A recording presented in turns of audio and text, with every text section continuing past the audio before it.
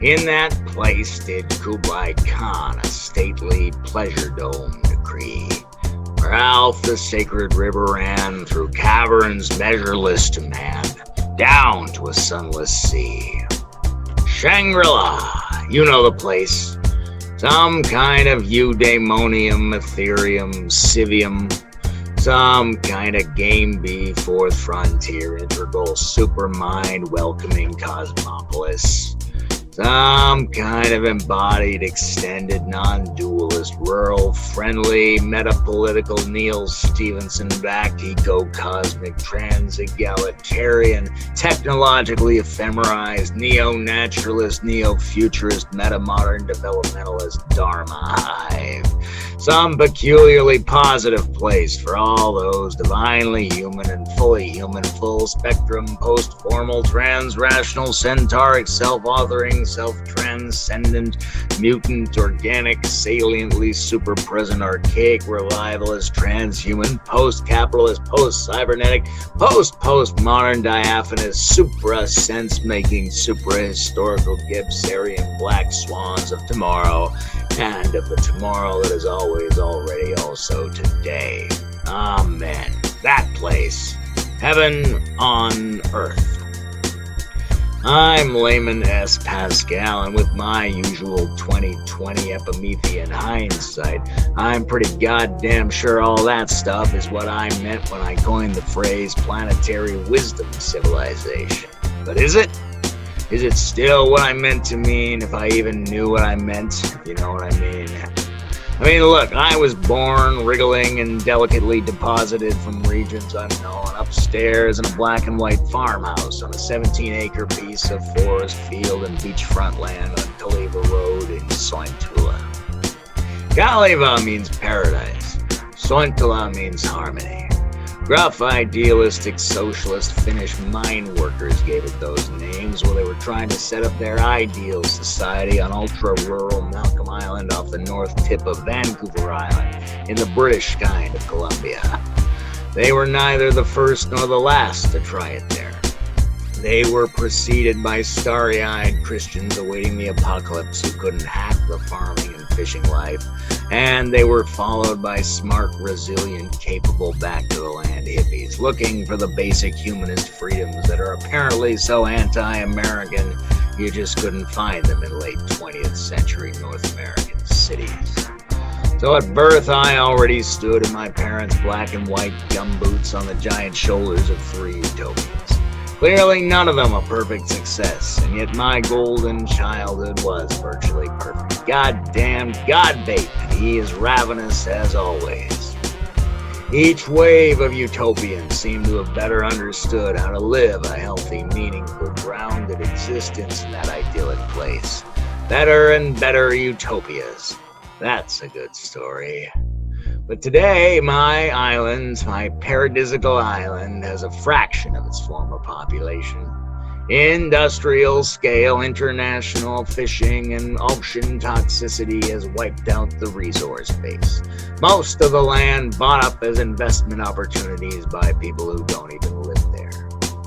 And despite the massive proliferation of decentralizing technologies, the people who love it most can't exist out on the frontier, and their children move en masse to cities they don't really want to live in. Cities where patting yourself on the back for sorting out paper and glass before it gets dumped in the dump anyway is considered doing your part for the environment. Cities where considering voting in unpleasant, minimally representative elections every 4 years or arguing your views on social media is considered doing your part for society. And where depressively enabling other people to get rich is considered to be a livelihood you're lucky to have. In the degree to which our pig-fucking authorities have permitted this unholy situation, they are to blame for a justifiable mass outburst of unthinking anti-authorityism. In the degree to which our insulated, maladaptive, self-serving institutions have enabled this situation, they are to blame for a well-deserved, more or less complete lack of faith in our institutions. And if our police departments are run in a way that does not make citizens aspirationally happy to behold the arrival of the coppers in almost any situation, then they are a complete failure at their one job. So how do we get this island Earth out of the apocalypse groove into the paradise track? Those two scratches on the phonograph are so close to each other we can barely tell them apart. Our fumbling fingers need to get much defter. Whither lieth that planetary cathedral of which I have often spoken? What is the road to utopian, cosmopolitan, eco-socialist, rural-friendly trans-capitalism that enfolds the culture codes of all scales and phases of history in a way that lets them cross-pollinate without sabotaging each other? How do we get to that Nietzschean dream of a civilization that is true to the earth, true to the body, and maximizes the intensity and distribution of peak experiences and flow states without tricking ourselves into seeking for them in unrealities or ill health? When will Jesus bring the pork chops? I don't know, and none of you do either. We don't even know how we personally got to be where we got to be so far. And the future results of our actions are as obvious and easy to analyze as following one stream of water into the turbulence where two rocky rivers meet on a windy day.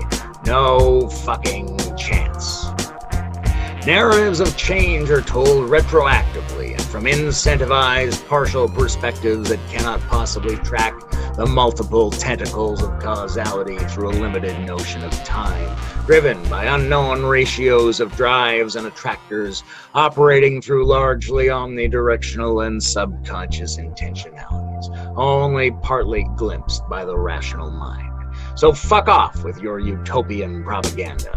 But goddammit, we probably do need a lot more utopian speculation if we're gonna paddle a leaking canoe in the frothy waters above this abyss. We both can and cannot do anything. If we're unlucky, those cancel each other out. And if we're lucky, they're two complementary wings of the same legendary bird. A phoenix, maybe. Possibly an emu. But at this point, no one would believe me if I said it was the American eagle. Listen, said Vonnegut, if I had to vet my wad on just one thing, it would be just to intensify your overall beingness. Enrich your subconscious responses. Risk yourself in relationships and projects you cannot quite explain. And immerse yourselves in rich ecological, intellectual patterns that exceed your linear capacity to comprehend them. That is probably the best single bet. But if I had to bet on two things, I'd add a straightforward systemic upgrade that hastens into place the minimum necessary so-called radical shift toward basic stabilization of economic rights, healthcare rights, and a qualitatively based ecological economy that stops bureaucratically privileging monstrously swollen mega cheaters and financialist extractors as though they were the meritorious individualist job creators we can't live without. But changing the ways of nation states and markets is a large, slow task, if even possible. So if I had to bet on three things, like a pornographic Hindu trifecta, I'd also solicit visions of how society could actually work better without killing everyone prematurely. Or at least how a small handful of the right kind of people could start building the mood and principles and relationships that might blossom into a better type of society over the next few generations. What kind of better civic and human and spiritual and powerful seed civilizations might we be able to actually set up? And what kind of future draws them forward toward itself? Against my better judgment, I guess it's Shangri-La after all. Somewhere between science fiction and philosophy, and somewhere between clarifying the meta-crisis of Game A and riding out onto the fourth frontier. Somewhere between the ruin of the first tier and the birth of the second is a speculative time between worlds, a Mauve Bardo hinterland. where we offer the cosmos and each other a version of how things could work out, so that at least in retrospect we didn't only passively react to our atmospheric premonitions of doom and mismanagement. Inventing such loftily intermediate visions probably helped the authors of those visions to move a half step forward in the self-refining clarification of their own smarts and values, the way Socrates seemed to have said we should. But maybe those visions also will have a lot of basic moods, insights, and aspirations in common. Maybe they will all be roughly anti-fragile with meta-epistemic values, decentralized intelligence, multi-dimensional health, transformation of our collective protocols, neo-archaic, neo-futurist, neo-naturalist aesthetics and ethics, and opening up some religion that isn't even a religion, even if it takes the form of various religions. And if it weren't for the fact that Scylla and Charybdis bit off my good crossing fingers, I'd cross those fingers and hope for that shit. And because I'm pathetically attached to being one of the voices in the discourse, I guess I'll have to voice a few idiosyncratic words about Utopia myself. So where do I come into this story? A few years ago, when time still existed, I wrote a suggestively titled article entitled The 5 Pillars of Planetary Wisdom Civilization. It was among my first overeager attempts to think through the social and procedural correlates of individual maturation along multiple lines of intelligence or in multiple domains of meaning. I say correlates. The key thing that moved me to write that piece, or several versions of that piece, was my eruption of a strong feeling that individual efforts are insufficient, and so their collective correlates must be sought out, even if that be with a grimy fool's lantern. It could be said that I have been a devoted spiritual student and even teacher, and that holds a pride of place in my life, if not a place of pride. But it seemed obvious even to me that if we could Baha'i our way to an enlightened world by the periodic industrial scale efforts of individual enlightened avatars, great and groovy teachers, mega messiahs, hard-working loyal lineage holders, and other nimbus-laden spiritual mutants who encode their teaching cultural artifacts and personally train a handful of adept successors and inspire a passionate symbolic faith in large groups of believers, then by God we would already have such an illuminated world. For that blessed event has happened many times in world history. Buddhas keep coming and they keep not being enough, except for the individual spiritual welfare of a lucky few weirdos. What we need is not a society filled with adepts, but a society structured in such a way that it supports the flourishing of adepts, structured in such a way that it is analogous to what goes on inside adepts. All the proposals we can make about the necessary conditions for a thriving civilization, or even just one that doesn't drop the bacteriological nukes on itself too many times, are speculative and downstream from generating a smarter, wiser, healthy system that correlates to smarter, wiser, healthier individuals. The political solution, therefore, is not to do what the most balanced, clever, or luminous people think we should do, but to set up group decision-making processes and minimum supportive conditions that can grow a system toward an equivalent degree of balance and brilliance on its own terms. And you'd better gird your loins, because this may involve processes that seem quite alien to the ways of life and values normally associated with human flourishing and depth development. We cannot live in one great commune any more than we can live in the mystic medievalism of the Himalayan Buddhas, or even the endlessly self-sabotaging and disingenuous incrementalism of modern liberal institutions. If the future of this blue-green soccer ball in near space turns out well at all, it will be because of processes that Nazis and moderates and hippies all feel highly dubious, risky, and unnatural in the extreme.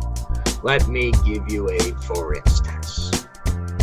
People who achieve high levels of meaning, self-actualization, well-being, and self-transcendence are typically those who understand that many of the most valuable things in life are not quantified or monetized. That is a pedantically standard observation from people who regularly experience the deep worthwhileness and presence of the world.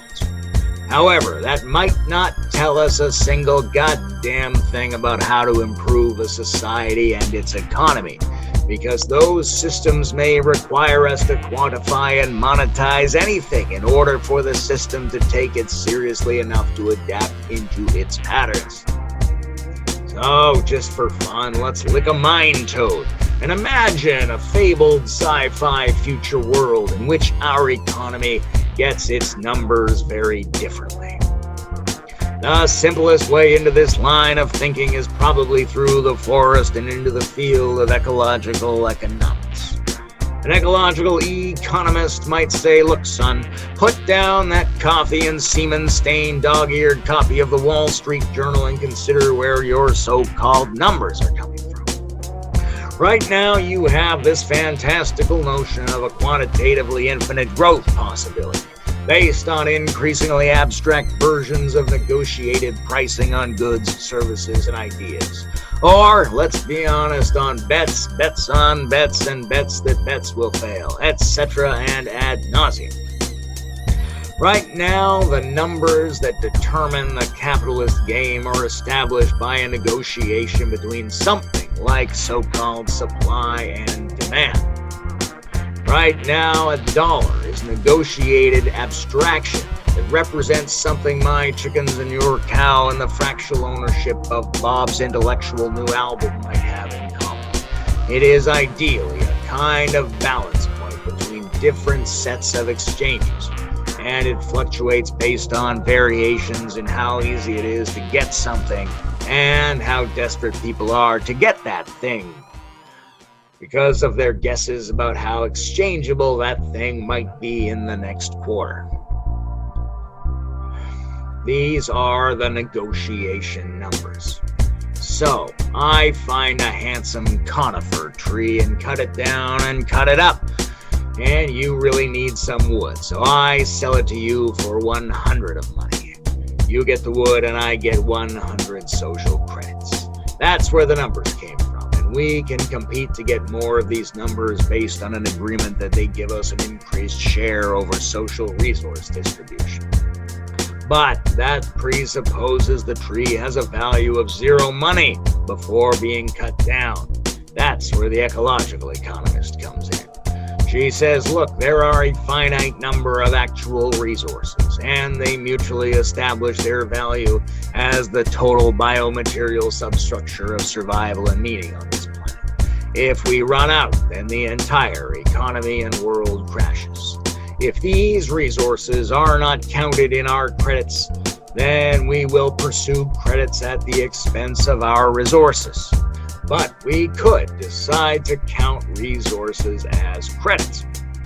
What if we calculated that stupid lurking tree is doing 500 of money's worth of work by standing guard in the forest, housing little birds and mites, holding the soil together, producing oxygen, keeping cellulose on standby, feeding subterranean mycelial superbrains. Now you cut it down and sell it for the same 100 of money, and you are 400 monies down on the deal. You are a loser in the same game. In the exact same market competition, you are now incentivized to gain by not cutting down the tree, just because we are getting the numbers differently. So let's say we thought of negotiated numbers and resource numbers as being something like the upper and lower right quadrants on a Wilbur-style interval graph.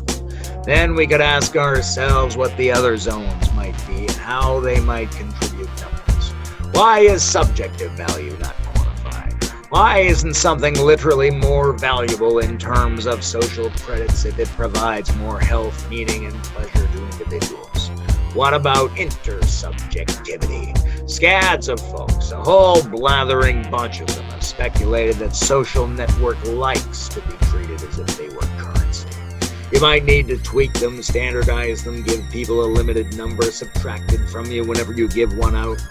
And you'd have to try to figure out who actually counts as a peer in which contexts.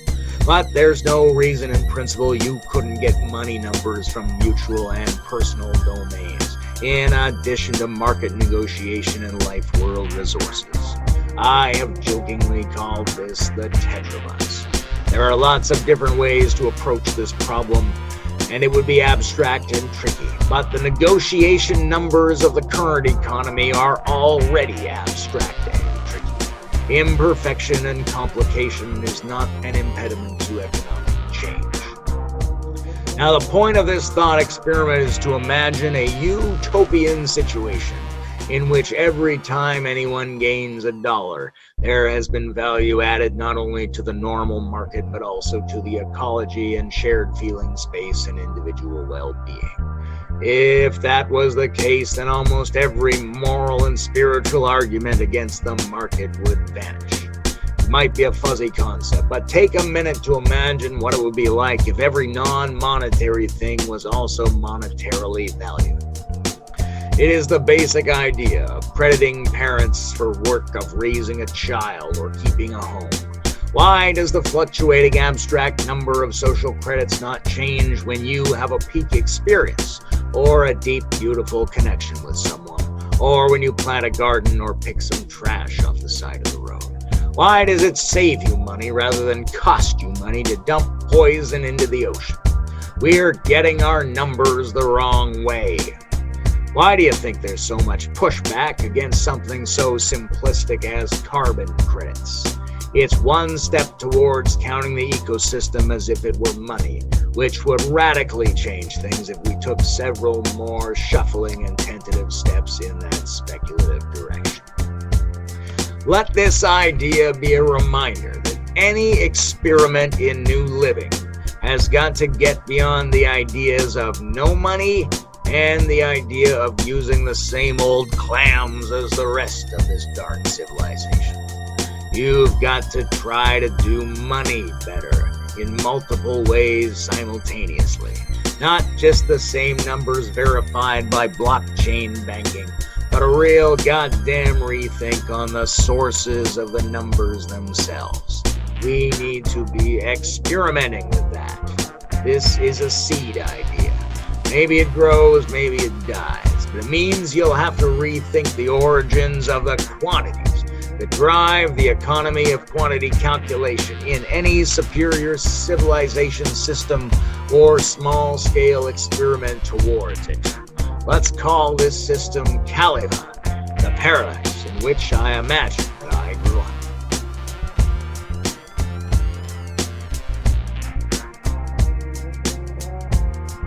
In this sci-fi future turtle-riding super city world of Kaleva, our shining council of alien elders, in consultation with their quantum AI allies, have instituted those things I once called the 5 pillars. I called them Cult, NIPSIV, COSPAL, Smart Groups, and the New Academy. That's a culture of cultivation, a massive internal profiling civilization, alliances between cultural operating systems, smarter collective intelligence protocols, and new kinds of educational institutions, regardless of whether we try to do this as nation-states or as emergent new city-type enclaves. But cult could be the most important of them all, if most important is the same as the most fun to say. And I'd fight any local man who says different. I might even fight a bride. Cult, I said. I mean, if you're going to have a qualitatively better civilization, then you need to incentivize real open-ended self-development as part of the basic social contract. That principle by which citizens are morally entitled to the minimum economic safety, health, and free expression rights. Universal programs and guarantees of various kinds are essential, not only because we need them to cultivate a we spirit, but also because they are at the heart of depressurizing, resecuring, and strengthening people in preparation for the already existing, still accumulating, and inevitably surprising disruptions and temptations to business as usual. But what does the citizen owe in exchange for these freedoms? What kind of collective culture emerges from the shared responsibility of free citizens? It is not enough tomorrow and the day after tomorrow to just receive and maintain our current habits. No one is neutral on a moving train. You are not beautiful and worthwhile merely because you exist, no matter what Oprah says. You are beautiful and worthwhile because you participate in the general attempt to enrich, improve, and deepen the most meaningful and empowering things, appropriately to your character, capacity, and circumstances, of course. If you are not trying to improve your muscle tone regularly, then your muscles are degenerating. That is God's natural law. You do not merely have the right to pursue happiness, you have the goddamned obligation to pursue real happiness, which means you have to work at improving your quality of experience in all the mansions of your Father's divine house. Kaleva then is full of conservative progressives. If you want your UBI check, you'd better be prepared to drink a glass of clean water and spend 20 minutes in the brain machine. And the more the robots take over blue and white-collar jobs alike, the less people are required to maintain the system. So the more they are required to deepen and qualitatively enhance the system. That's your end of the social contract. And it can happen in 1,000 ways at 1,000 speeds, but it's got to happen so that developmental civilization becomes the shared moral clarity and self-definition of the ethos. And you know what's almost as fun to say as cult is MIPSIV. What the hell is a MIPSIV? Well, Barack Hussein Obama, that notorious conservative champion of multi-ethnic oligarchy, said at the funeral of John Lewis that the dead man was headed for, and I quote, that blessed destination where we are judged by the content of our character. That is partly the imagined judgment of the soul in heaven, but also the heaven-like fulfillment of Martin Luther King's dream city, where we are not judged by the color of our skin, but by the content of our characters, where we are not, so to speak, externally profiled, but we are internally profiled. But how to do that? What would it really mean to more successfully judge people by the content of their character? Which variables would have to be taken into account, and by what network of diabolical devices could this be accomplished in a way that makes us collectively more secure, sovereign, autonomous, efficient, and free? We certainly do not want to be pigeonholed like filthy pigeons in stinking profile boxes based on our genitals or skin pigment or names or headgear or a word we used once in a social media post or the knee-jerk public association of some website we visited with a particular political group that the authorities are so weak that they fear to hear from. Their fear is justified by their knowledge of the deep insufficiency and instability of the con game they are running. Our fear is justified by millennia of observations that the controllers will try to control us unintelligently for their own temporary benefit once they have analyzed us into simple categories. That is the truth. But so is the fact that we need to organize our lives based on our real traits and treat others according to their real traits, rather than their claims or costumes or sexuality or affiliations or the objects they happen to possess. we need to know our real traits. We need to use those traits to organize society and our own lives so that people are more likely to be where they want to be and can do best. In the classical fantasy of spiritual culture, we are all spontaneously organized faithfully around benevolent people, dripping with genuine wisdom and beingness. And if you gain the capacity in detecting something like wisdom in other people, my hat goes off to you. This may be an excellent way to organize your personal life, but it doesn't help us much on the disorienting scale of planetary society. We don't need a few good apples. We need a scheme for making good and bad apples and oranges have collectively good outcomes. We lie to ourselves when we say our elections represent the will of the people, or that the invisible hand of the collective selfishness of the market produces benevolent outcomes. But we are intuiting the very real possibility that some kind of voting system could represent the will of the people, and some kind of market could turn individual immorality into collective morality. Social development does not depend on the presence of wise people in the current system, nor does it depend on the kinds of systems proposed by the wise. Jesus knew the moneylenders were a problem, but Jesus doesn't know how to regulate the banks. Social development toward Kaleva depends on systems that are supportive of the conditions under which wisdom tends to flourish, and systems that are analogous to those processes that occur in the individual cultivation of wisdom. So put that into your smoke and pipe it, goddammit. Just like a poorly organized mob of smart people can behave stupidly, a well-organized group of the foolish can be wise. And we don't want a foolish arrangement of the wise. We need a wise arrangement of fools whose chances of becoming wiser are significantly increased. That means we need a huge increase in collective systemic self-awareness, self-management, nuance, subtlety, integrated plurality, abundant health, ongoing development, and depth. And part of that is that we have to know and take seriously the real traits of our fellow human beings and know what our fellow citizens are actually like. When Masters, Johnson, and Kinsey published their findings in the 1950s, it gave enormous impetus to Wilhelm Reich's sexual revolution, because America could suddenly inspect what was actually going on in the bedrooms of Americans. The deceptive social simplification that held our habits of disempowering discrimination in place started to waver.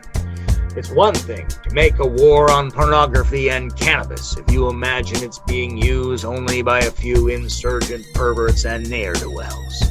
But it's another thing entirely when you discover this behavior belongs to 90% of the decent population. There are huge social shifts that start to unfold only when we gain richness in shared self-awareness about the individual character of our fellows. Arguably, authoritarian states like China and Russia have tended to define themselves by what they do not want to hear from their citizens. But the only way to achieve workable well-being and long-range political anti-fragility is to adapt our systems to what citizens would like to say, whether they know how to do so or not. Right now, our categories are wrong. Our interventions are crude. Our data is clumsy, misinterpreted, and unprotected.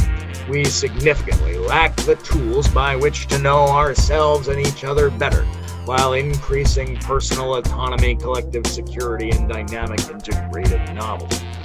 And if I leave out any of those 5 things, then my solid hand-polished mahogany utopia will topple right in the goddamn middle of dinner. Knowing ourselves, knowing each other, increasing autonomy, increasing shared security, and increasing probably benevolent novelty. We are entering an era of unprecedented dangers. If you have good reason to think we should scale back on military and police, then you damned well better have an equally good idea about how to deal with 3D printed guns that aren't scannable at airports, homemade biotoxins, untracked nuclear weapons, terrorists, sociopaths, irrational hordes of fanatical mutant lobstermen rapaciously clattering around the bedrooms of your favorite daughters, etc.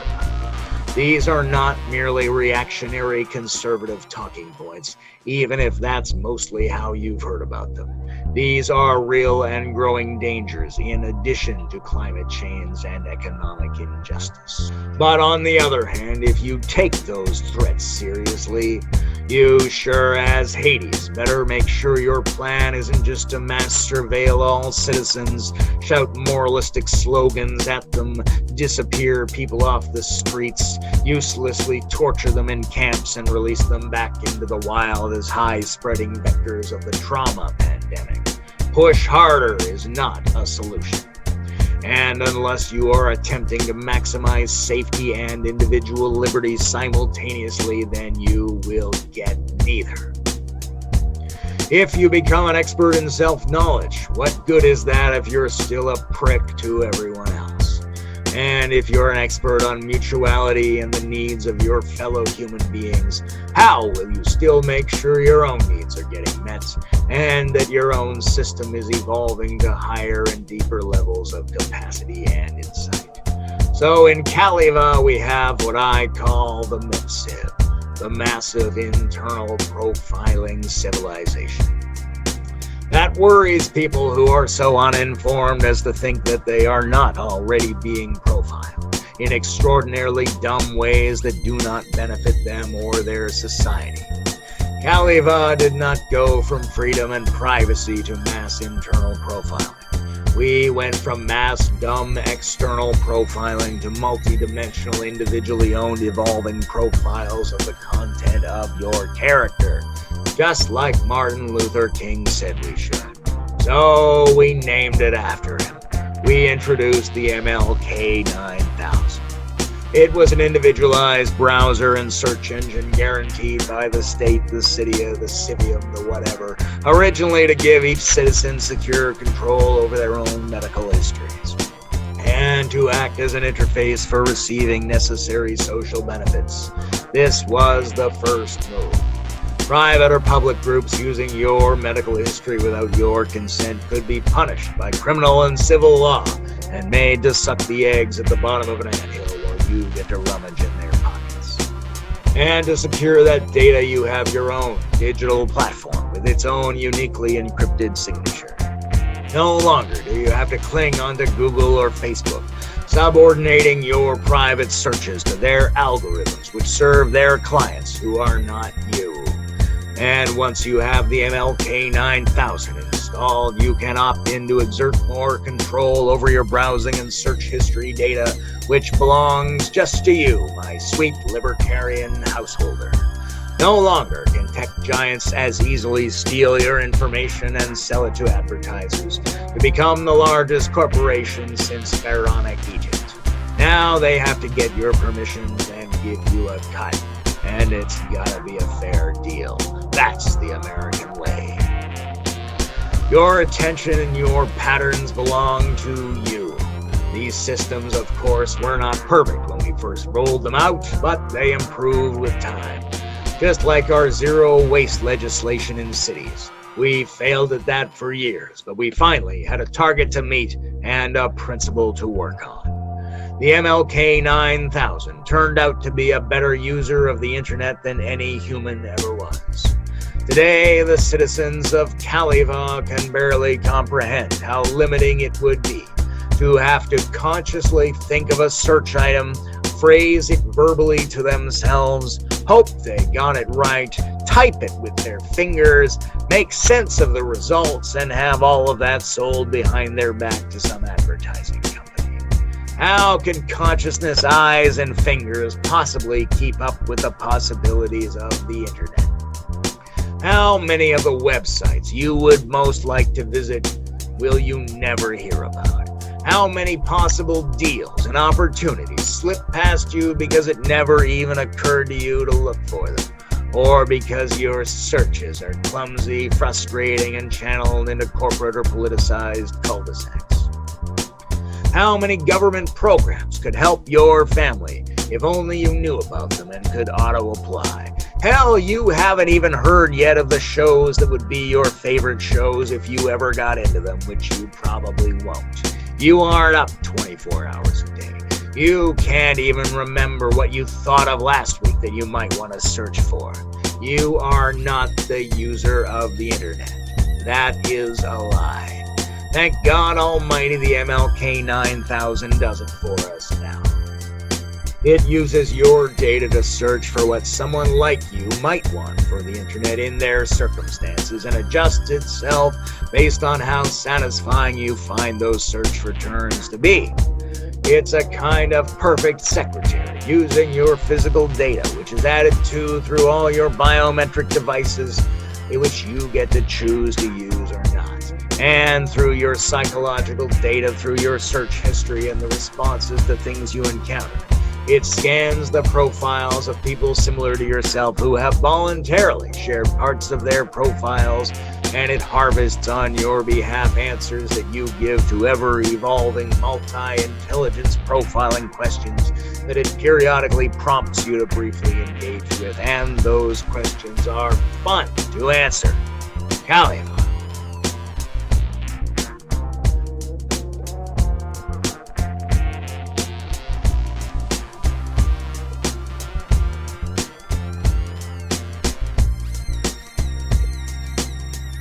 Rather than just trying to evaluate your IQ or dating compatibility or purchasing habits, the MLK 9000 does it all. This is what Ken Wilber's integral psychograph only hinted at. Tracking your developmental complexity along kinesthetic, moral, aesthetic, computational, linguistic, musical, social, spiritual, affective, etc. intelligences in a broad range of styles, constantly being tinkered with and improved by advanced psychological experts working in smart groups with AI assistants. Your profile has many dimensions and is constantly evolving. You are never trapped in someone else's definition of you.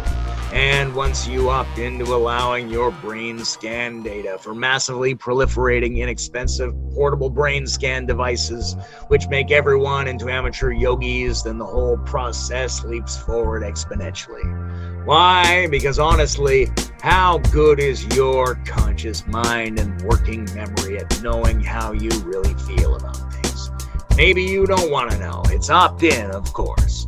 But all your friends tell you how much better their life choices have become since they started including rich brain scan data into their profiles. Especially the ones who didn't know they were living with trauma. And sharing this information or part thereof is entirely up to you. But other people don't have to let you use their things if you don't. It's a free exchange. I run a goddamn aerospace company, Pascal Aerospace, and I don't want anyone on board who meets the general profile of the kind of terrorist who kills members of the public. I used to have a thumb-sucking dummy of an airport that just made people take off their shoes and x-ray their luggage, as if the problem was that objects were bad. Objects are neutral. I don't care if the air marshal has a gun on board. I trust that his internal profile indicates that he is probably stable, benevolent, and skilled. But I don't want a terrorist profile having a nail clipper, toothpick, or bottle of unknown fluid. The danger is in the profile, not in the objects, whether they be pocket knives, nose rings, or hajids. And the more you share, the less you need to be hassled. At social checkpoints like borders and like airports. In exchange for getting on one of my airplanes, you share pertinent aspects of your profile, but it's totally up to you. And if people score as emotionally explosive dogmatists, they can simply work on that until that part of their profile resembles a much lower danger group. Think how much better that is than having half-trained jackasses in mall cop uniforms rough you up because you happen to be wearing a turban or have brown skin or be named Habib. The shift from external to internal profiling was liberating for the people of Kaleva. It decreased oppression, increased individual rights, and made society safer. Even made society run better, according to a law that people running for public office, the definition of which includes prominent board positions at major corporations, have to make their cognitive, emotional, social, and moral scores public, so that we know what kind of people wish to have a greater than normal share over public resources. Kaleva Mipsim. Well, what else would the readers of Women's Home Quarterly like to know about Kaleva while they're picking up tips on how to crimp the edges of that perfect bumbleberry pie? Do they want to hear about the depth of fellowship, the profundity of our marriages, the technological productivity of our citizens, the top-notch integrated healthcare and unparalleled quality of our conversations? How about our elections? We have big votes for everyone and lots of little votes for whoever wants them. Every child registered to vote automatically when they pass their mandatory post-high school service in the medical or military training, where they learn discipline, teamwork, and survival skills to look after the bodies of their fellow citizens. Voting holidays gamify the election and votes can be powered up. Every person guaranteed one vote, but if you do the mere minimum cognitive test to demonstrate you can identify the candidates and their stated positions, then your vote may well count as 5 votes. Olympic medal winners and public heroes get temporary bonuses like keys to the city in their voting. Members of the legislature get a voting bonus as long as they are in office, but any citizen can participate in a legislative vote. We have secret ballot in the general election and secret ballot in the legislature, so that your financial sponsors and political teams cannot hold you to account after you vote your conscience. Voting is done on a gradient from 1 to 10, because the election should be at least as smart as the goddamn focus group for Kellogg's cornflakes. Ranked choice runoffs and averaged outcomes replace pluralities and simple majorities. Members of the legislature are not entitled to any benefits that do not apply to all citizens. That means no government health care for them unless everyone gets it. Because unless you have skin in the game, you literally cannot make good decisions. Again, the point here is not to build Kaleva from these proposals, but to remember that your utopia has to take its collective decision procedures seriously and make sure its ideals are not squandered through the use of the same majoritarian show of hands among major shareholders that limit the complexity of the outcomes of decisions made normally at the abstract scales of nations and corporations. Smarter principles of group decision-making are everywhere in our utopia. One common pastime in Kaleva is to start a smart group. You don't even have to know what it's a group for, because the group decision, if it's done right, will be smarter about what the group should be about than would be the decision of even the smartest member of the group. Wouldn't it be great if you could actually trust groups to be as smarter than you about the things you care about? Think of the rational patriotism that would inculcate. Kaleva is multi-epistemic. This is the COSPAL. Cultural operating systems as pals or allies. Kaleva has all the main theme aims or cultural codes or stages working together without having to first agree on values or worldviews, but with the pervasive possibility of more coherent alignment along the continuity axis of historically emergent types of worldviews. What sorts of schools, you wonder, do we have in Kaleva? What sorts of biosphere projects are underway? What results are we getting from our self-developmental methodologies? What is our unifying aesthetic? How do we manage the diversity of experimental territorial land control by various thematic groups within society? And have we spread our seed communities to other planets? You're goddamn right we have. Kaleva has spread off-world because our psychosocial-biospheres are as applicable to orbits and Marses as they are to lands and seas. One planet, they say, is surely a sitting duck for black swans. So we certainly cannot afford to bury our heads in the sand like the proverbial ostrich, and I will eat crow if that isn't the case. Friends, the Kaleva that I remember is long gone. But like the Christ who died and was reborn many times in the multiverse, we may see its distributed flowering in all directions tomorrow and the day after, in the degree to which we are willing to risk the effort of thinking through how a meaningful, productive, full-spectrum civilization of intuitive beingness might work and work better. In the degree to which we are willing to risk supporting and experimenting with a variety of seed communities, while also trying to clarify and gamble on the principles of broader social change. Now, who's with me? Asked the president of the new republic, absent-mindedly picking at a fluorescent semen stain on the trousers of his half-rate Italian business suit.